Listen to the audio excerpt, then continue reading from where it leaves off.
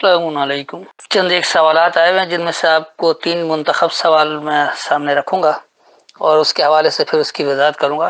इस वक्त मेरे पास हाफिज नज़र अहमद वाला तर्जुमा है, तो पहले उनका तर्जुमा बता दूंगा और फिर जो इसकी हकीकी फ़हम बनती है वो बताऊंगा और साथ साथ उसकी वजाहत भी करता रहूंगा। पहला सवाल है कि अगर शैतान की तरफ से कोई छेड़े तो अल्लाह की पनाह में आ जाओ, क्या ऐसी कोई बात है? दूसरा सवाल यह है कि क्या जब कुरान पढ़ा जाए तो उसे खामोशी से सुनने का हुक्म दिया गया है? और तीसरा सवाल यह है कि नमाज में ना बुलंद आवाज़ किया जाए और ना ही वो आहिस्ता आवाज़ से पढ़ी जाए, तो इसके बारे में क्या कहा गया है? तो इसके लिए सूरह अल आराफ और इसकी आयत नंबर 200 से लेकर आप 206 तक देख लें, 7 की 202 206। और अगर तुझे उभारे शैतान की तरफ से कोई छेड़ तो अल्लाह की पनाह में आ जा, बेशक वो सुनने वाला जानने वाला है। बेशक जो लोग अल्लाह से डरते हैं, जब उन्हें पहुंचता है शैतान की तरफ से कोई वसवसा, वो अल्लाह को याद करते हैं तो वो फौरन राह सवाब देख लेते हैं और उन शैतान के भाई उन्हें गुमराही में खींचते हैं, फिर वो कमी नहीं करते। और जब तुम उनके पास कोई आयत ना लाओ तो वो कहते हैं तू क्यों नहीं खुद घड़ लेता? आप कहते हैं मैं तो सिर्फ उसकी पैरवी करता हूँ जो मेरे रब की तरफ से मेरी तरफ वही की जाती है। ये कुरान सूझ की बातें हैं तुम्हारे रब की तरफ से और हिदायत व रहमत उन लोगों के लिए जो ईमान रखते हैं। और जब कुरान पढ़ा जाए तो पूरी तवज्जो से सुनो उसको और चुप रहो ताकि तुम पर रहम किया जाए। और अपने रब को याद करो अपने दिल में आजिज़ी से और डरते हुए और बुलंद आवाज़ के बगैर सुबह शाम और बेखबरों से न हो। बेशक जो लोग तेरे रब के नज़दीक हैं वो उसकी इबादत से तकब्बुर नहीं करते और वो उसकी तस्बीह करते हैं और उसी को सजदा करते हैं। ये है वो मुरव्वजा रवायती तर्जुमा। अगर इस पर तनकीदी निगाह डालें तो तवील वक्त चाहिए और इन्हीं रवायती तर्जुमों की वजह से कुरान दुश्मन और अल्लाह के दुश्मनों के सवालात उठते हैं, मुल्हिदीन इसका फ़ायदा उठाते हैं और बेचारे वो लोग जो कुरान की तरफ राग़िब होना चाहते हैं, जो समझने की कोशिश कर रहे हैं नए नए और अच्छी तरह समझ नहीं पाते, वो उनकी जाल में फंस जाते हैं और इल्हाद की तरफ रुख कर लेते हैं। अफसोस का मुकाम यह है कि हमारे नाम नहाद उलमा बजाय इसका जवाब देने के और अपने बड़ों की गलती को तस्लीम करके इस्लाह करने के बजाय ढिठाई के साथ उसके दिफा में खड़े हो जाते हैं और मज़ीद उलझाव पैदा कर देते हैं, जिससे लोग कुरान से दूर होना शुरू हो जाते हैं। तो आइए हम इसको समझते हैं कि यहाँ बात क्या हो रही है। व इम्मा, और जब यनज़गन्न का तुम्हें वो चुभोएं,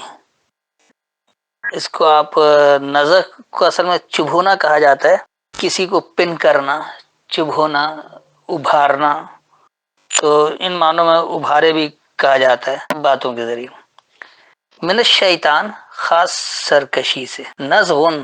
तो ये उभार है, यानी ये एक तरह का चुभन है, छेड़ है। फस्तइज़ बिल्लाह, बस तुम अल्लाह की पनाह चाहो, इन्नहु समीउन अलीम, बेशक वो इल्म से सुनने वाला है। तो यहाँ जो बात है, यकीनी सी बात है कि शैतान कोई अलग मखलूक नहीं है और ना अलग से उसका कोई वजूद है। शैतान कहते हैं सरकशी को, और जो इंसान सरकशी अख्तियार करे अल्लाह उसी को शैतान कहता है। तो जब खास सरकशी में से, सरकशों में से कोई तुम्हें उभारता है, कोई तुम्हें चुभ होता है, ऐसी बात, जिस तरह मुल्हिदीन अपने बातों से चुभन पैदा करते हैं कि देखो ये गलत है, ये गलत है, और आम फहम अफराद उनके जाल में फंस जाते हैं। तो जब भी इस तरह से कोई चुभन, कोई उभार, कोई गुस्सा दिलाने वाला हो, तो ये दरअसल सरकशों से होता है। और ये उभार है, ये छेड़ है, ये गुस्सा है। तो जब ऐसे सरकशी वाली बात आए तो करना क्या है कि फस्तइज़ बिल्लाह, बस तुम अल्लाह की पनाह चाहो। अल्लाह की पनाह कैसे होगी कि आप अल्लाह की आयतों से उसकी तस्दीक करें कि क्या वाकई अल्लाह की बात है। جو لوگ یہ الزام لگا رہے ہیں کہ ایسی بات اللہ کر نہیں سکتا اور اس طرح کا ہے، اور ترجموں سے ثابت بھی کرتے ہیں، تو اس پر آپ غور و فکر کریں اور اللہ کی پناہ چاہیں، اللہ کی آیتوں کو اچھی طرح سوچے سمجھے کہ واقعی یہ اللہ کی بات ہے یا یہ مترجم نے اللہ پر الزام تراشی کر رکھی ہے۔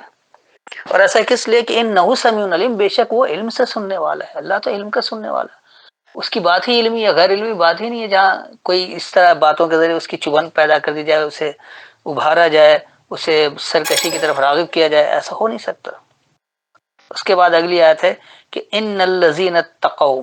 بے شک جو لوگ پابند ہو جاتے ہیں، جو لوگ اللہ کے قوانین کی پابندی اختیار کر لیتے ہیں، یعنی جو لوگ متقی بن جاتے ہیں، تقوی اختیار کر لیتے ہیں، کب اذا مسہم، جب انہیں داخل ہو کر حاصل ہوتا ہے، طائف من الشیطان، طائف کہتے ہیں ایک گروہ ہے، من الشیطان یعنی خاص سرکشوں میں سے، تذکروا، تم یاد دہانی لو، فاذا هم مبصرون، پس جب وہ بصیرت والے ہوتے ہیں، جن میں بصیرت جمع ہوتی ہے، یہ دیکھنے کی بات نہیں ہو رہی ہے، بصیرت کی بات ہو رہی ہے۔ تو یہاں جو بات ہے کہ جو لوگ اللہ کی پابندی اختیار کرنا چاہتے ہیں، جو اللہ سے بچنے والے بننا چاہتے ہیں، جو اللہ سے ڈرنے والے ہوتے ہیں، اگر انہیں کوئی ایک سرکشوں میں سے کوئی گروہ ہے، وہ انہیں داخل ہو کر فائدہ حاصل بھی کرتا ہے، مس چھونے کو نہیں کہتے ہیں، مس کا مطلب کسی چیز میں داخل ہو کر فائدہ حاصل کرنا، تو جہاں پہ قرآن میں لفظ مس آیا ہے تو وہ داخل ہو کر فائدہ حاصل کرنے کے لیے آیا ہے۔ تو جب سرکشوں میں سے کوئی ایک گروہ ہے اور وہ ایسی باتیں لے کر آتا ہے کہ آدمی سوچنے کے قابل نہیں رہتا اور وہ اللہ اور قرآن کے خلاف ہو جاتا ہے، تو جو لوگ اللہ کے پابند رہنے والے ہیں وہ کیا کرتے ہیں، تذکر، وہ تم سے یاد دہانی لیتے ہیں، خود نہیں سمجھ پا رہے تو جو سمجھدار ہے اس سے پوچھتے ہیں کہ کیا واقعی اللہ کی بات ہے، اور پھر وہ اس سے بصیرت لیتے ہیں، پھر وہ اس سے بصیرت والے بن جاتے ہیں، یعنی پھر وہ فیصلہ کرنے کا قابل ہوتے ہیں کہ واقعی یہ ہم اللہ پر الزام تراشی کر رہے ہیں یا اللہ کی ایسی بے بنیاد باتیں ہیں۔ تو اس کے بعد اگلی آیت ہے وَإِخْوَانُهُمْ يَمُدُّونَهُمْ فِي الْغَيِّ ثُمَّ لَا يُقْصِرُونَ، اور ان کے ہم مقصد، اخوت کہتے ہیں مقصد کو، تو وَإِخْوَانُهُمْ، اور جو ان کے ہم مقصد ہیں، یمدونہم، وہ انہیں مدد دیتے ہیں، فی الغی، کس میں، غی میں، طغیانی میں، خاص طغیانی میں، ثم لا یقصرون، پھر وہ اسے مختصر نہیں کرتے ہیں۔ تو جو سرکش لوگ ہوتے ہیں اور جو سرکشوں کا گروہ ہوتا ہے وہ کیا کرتا ہے، وہ اپنے ہم مقصدیت کے لیے جو لوگ اس طرح کی سرکشی اختیار کرتے ہیں ان کے مددگار بن جاتے ہیں، انہیں مدد فراہم کرتے ہیں تاکہ وہ طغیانی میں اور بڑھ جائیں، اور وہ اسے مختصر نہیں کرتے ہیں، اسے وہ روکتے نہیں، اسے کم نہیں کرتے ہیں، بڑھاوا دیتے رہتے ہیں، مزید آگے بڑھاتے رہتے ہیں کہ کس طرح لوگوں کو قرآن سے، اللہ سے دور کیا جائے۔ اس کے بعد آ رہا ہے کہ وَإِذَا لَمْ تَعْتِيهِمْ، اور جب نہیں تم انہیں دیتے ہو، بے آیتن، کوئی ایک آیت کو، قالو، وہ کہتے ہیں، لو لجتبیتہا، کیوں نہیں تم نے اسے منتخب کر لیا، قل، کہو، انما، بے شک جو، اتبع، میں اتباع کرتا ہوں، ما یوہا، جو حکم کیا گیا الیہ، میری طرف، من ربی، میرے رب سے، ھذا بصائر من ربکم، یہ بصیرت ہے تمہارے رب سے، وہدی ورحمۃ لقوم یؤمنون، اور ہدایت اور رحمت ہے ماننے والی قوم کے لیے۔ تو یہاں اللہ بتا رہا ہے کہ جب تم کوئی آیت ان لوگوں کو نہیں دیتے ہو، اب کوئی آتا ہے کہ جی ہم نماز پڑھنا چاہتے ہیں، دیکھیے قرآن میں لکھا ہے نماز پڑھو، تو بھائی اقیم الصلاۃ کا اگر آپ نے نماز پڑھو ترجمہ کر دیا تو کیا آپ کے لکھ دینے سے صحیح ہو جائے گا؟ غور تو کریں، جب واقیم الوزن آتا ہے، واقیم الدین آتا ہے، واقیم الدین آتا ہے، تو کیا دین پڑھتے ہیں یا وزن پڑھ رہے ہوتے ہیں؟ ہرگز نہیں پڑھ رہے ہوتے۔ تو اقیم الصلاۃ میں آپ کیوں نماز پڑھنا کر دیتے ہیں؟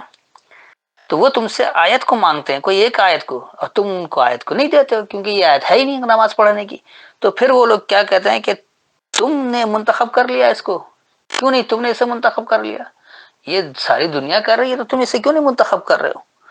تو اس کا جواب کیا ہوتا ہے، جو اللہ کے ماننے والے ہوتے ہیں، جو اللہ کی بات بتا رہے ہیں، جو خالص اللہ کے کلام کو غیر اللہ کے کلام کی شرک کے بغیر سمجھتے ہیں اور اسی بات کو آگے پہنچاتے ہیں، وہ کہتے ہیں کہ بے شک جو میں اتباع کرتا ہوں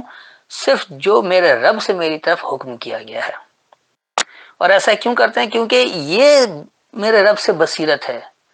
رب کی بصیرت تو مجھے آیتوں سے ملتی ہے، اور یہ ہدایت اور رحمت بھی ہے ماننے والی قوم کے لیے۔ تم بھی اللہ کے خالص ماننے والے بن جاؤ، اللہ کی آیتوں سے ہدایت لے لو، یہ ہدایت بھی ہے، رحمت بھی ہے، بصیرت بھی ہے، سب کچھ کرتی۔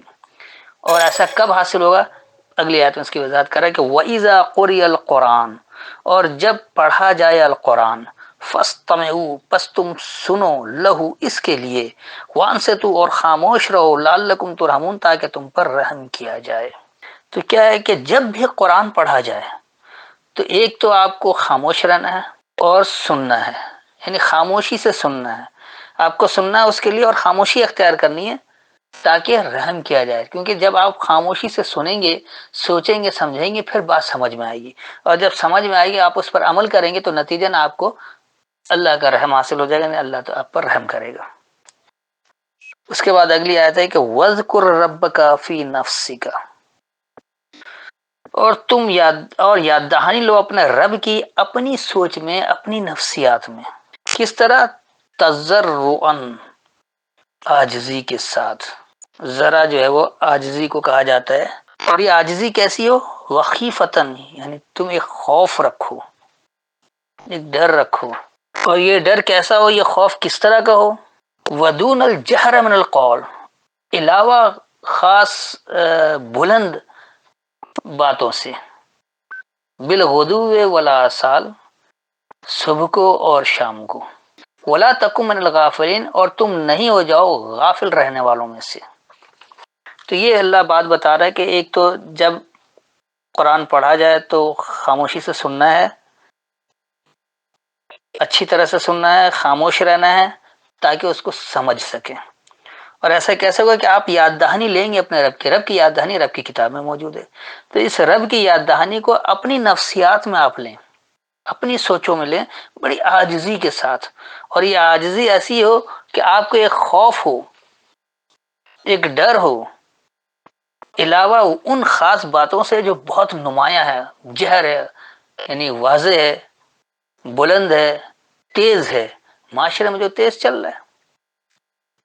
تو اس تیزی کے علاوہ وہ بات ہے جس کو آپ اللہ کی بات کو، آپ اللہ کی یاد دہانی کو سمجھیں کہ معاشرے کی تیزی والی بات نہیں ہے، پورا معاشرہ دنیا کہہ رہی نماز پڑھو نماز پڑھو،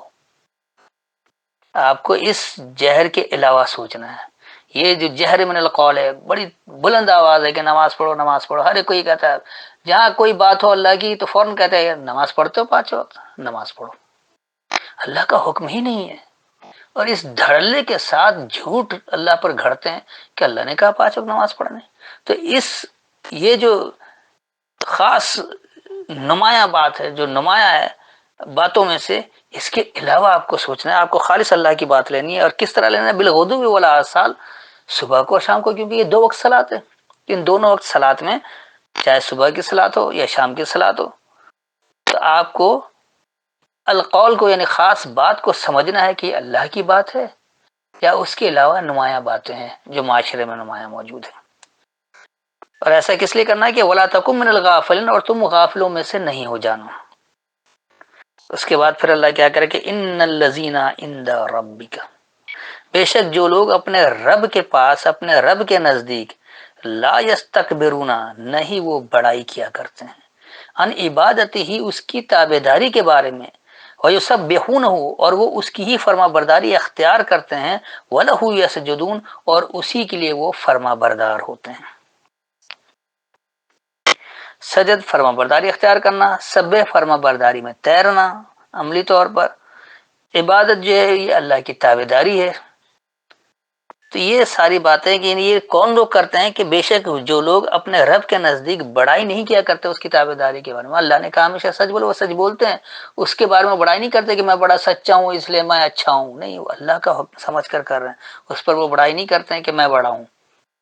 اللہ کی باتوں کی بڑائی لاتے ہیں، کیونکہ وہ اس کے تابعدار رہتے ہیں۔ یہ تابعداری، عبادت کیا ہے؟ عبادت دراصل اللہ کے ہر حکم کی تعمیل کرنا۔ اللہ کا حکم کیا ہے؟ آپ قرآن کو سمجھ لیں کہ قرآن سب سے پہلے کردار سازی کرتا ہے انفرادی طور پر، اور جب قرآن کے کردار والے حامل افراد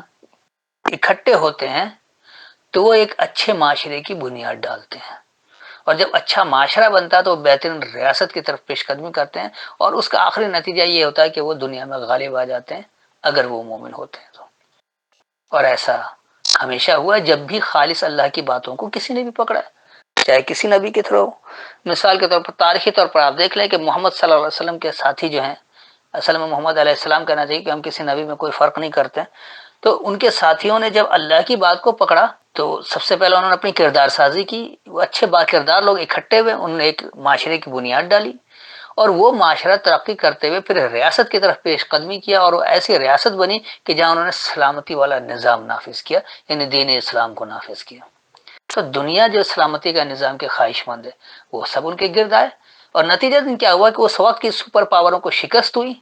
اور بالآخر کیونکہ یہ ماننے والے لوگ تھے، امن دینے والے لوگ تھے، لہٰذا یہی غالب ہوئے، کیونکہ یہ قرآن والے مومن تھے، غیر قرآن مومن نہیں تھے، بخاری والے مومن نہیں تھے، اور نہ وہ اصول کافی والے مومن تھے۔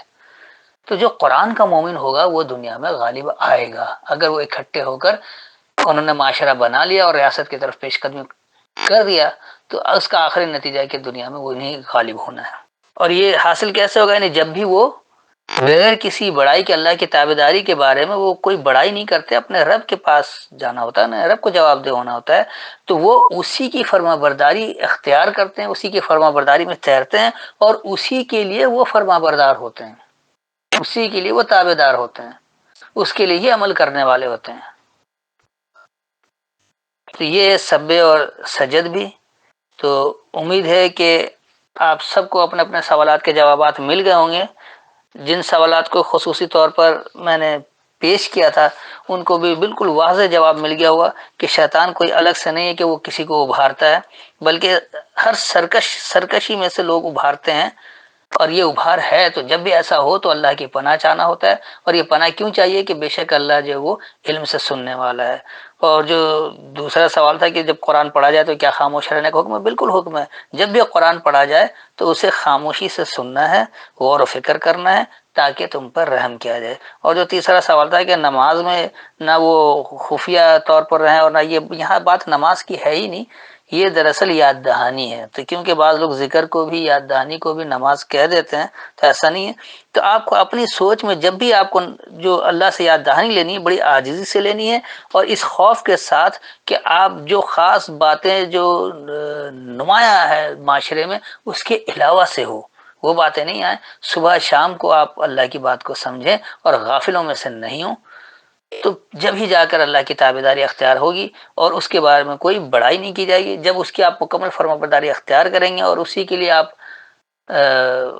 سرب سجود ہو جائیں گے، اسی کے لیے آپ مکمل فرما بردار ہوں گے، جتنا حکم اتنا ہی عمل کریں گے، تو آپ کو وہ نتائج حاصل ہوں گے جو اللہ نے اپنی فرما برداری کا نتیجہ بتایا ہے۔ پھر بھی ان آیتوں کے حوالے سے اگر کوئی